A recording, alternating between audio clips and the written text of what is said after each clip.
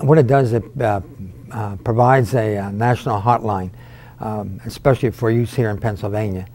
We know the ills, the social problems of human trafficking and what it has done to young women, not only in Pennsylvania and across the nation, but around the world.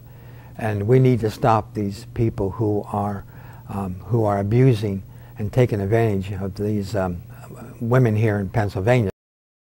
What the legislation will do, allow the Department of Labor and Industry to design a sign, 8.5 by 11, that would be put in different establishments here in Pennsylvania as example. Oh, and the hotline number would be on there, so that if a person knew of a situation, or even someone who was being ravaged in human trafficking, could call this hotline, which will be open 24 hours a day, 7 days a week, and to get them immediate help and assistance.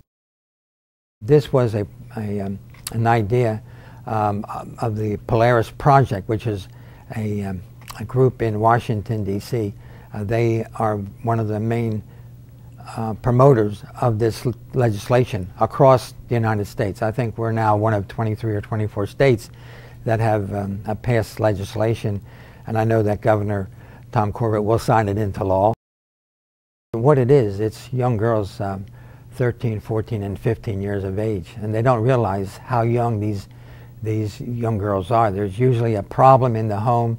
They leave home, and they don't have any relative to go to. They become out on the street, and then these, and I use the word pimps, come along, take them under control, abuse them badly, and use them for their own greed and self-gain. We feel these signs that will be available at these different locations would be a great asset in helping these young women, or someone, or a friend. Someone, you know, would be walking through town and see a situation that does not look right to him or her, and they say, I'm just going to call this in and alert someone that I think there's something going on here that needs to be investigated, that would need law enforcement action.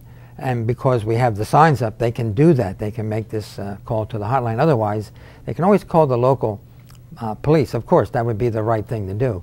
But at the same time, if we have this hotline, they can get immediate help. And it's, like I said, it's open 24 hours a day. There's someone there at the end of the phone call. You're not going to hear a computer. You're going to hear a live voice, and that will be a great help.